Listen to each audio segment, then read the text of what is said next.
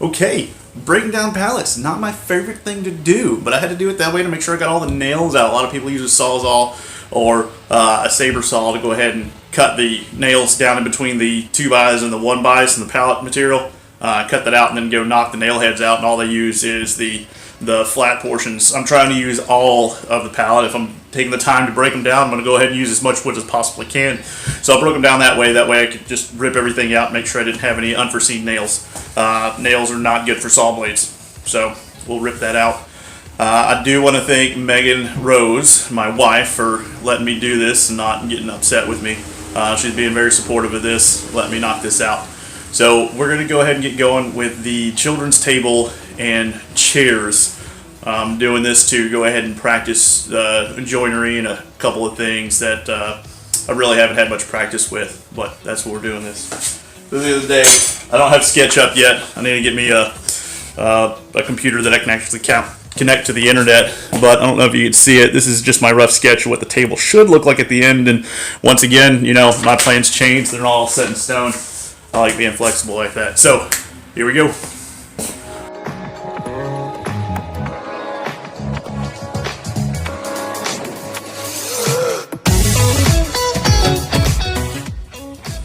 Alright, so what we just saw was me attempting to join the board, so I used my homemade joiner jig.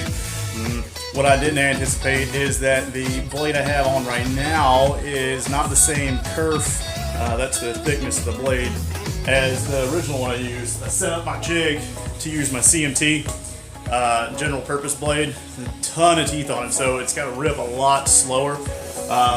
And well, when I put that one back on, it just wasn't having it. So I switched back over to the Freud blade, the Diablo blade, less teeth on it.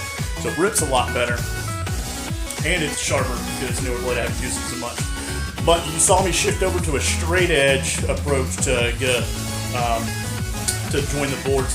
That just let me get a starting point across my rip fence that I knew was straight, and I just butted the board up to it. And then I'll go back and run it across my rip fence on that straight edge of that joint. That way I have at least two parallel surfaces. At least that's the theory, without having a joiner to do this.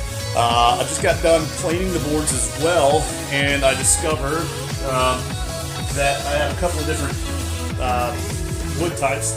I believe this to be some cedar, which is really cool. Got some neat grain pattern on that for free wood. It was bad. I mean, at least the paper I put into it. And I also have what I think is oak, heavier, denser board. I got some pretty cool grain patterns on some of this stuff too.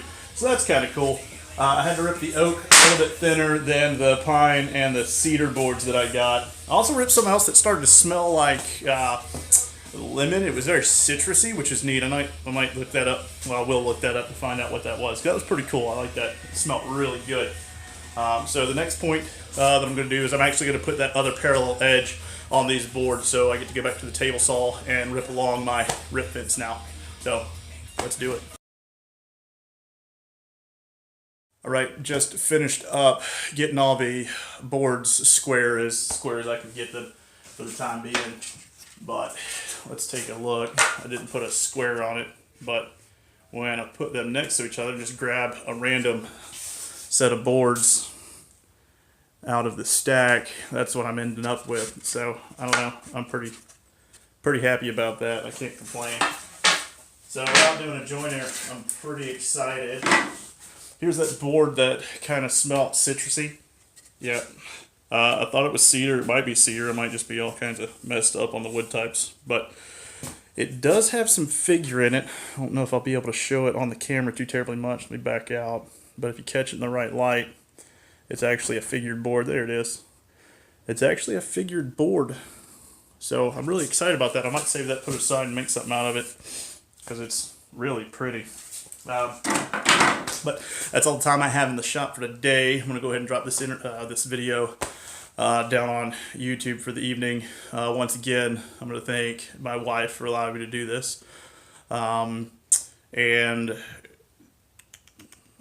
yeah, shift starts today, so the videos are going to slow down for a little bit. I actually got to go do my real job. So Y'all have a good day, afternoon, evening, morning, whenever y'all watching it. And once again, thanks for watching.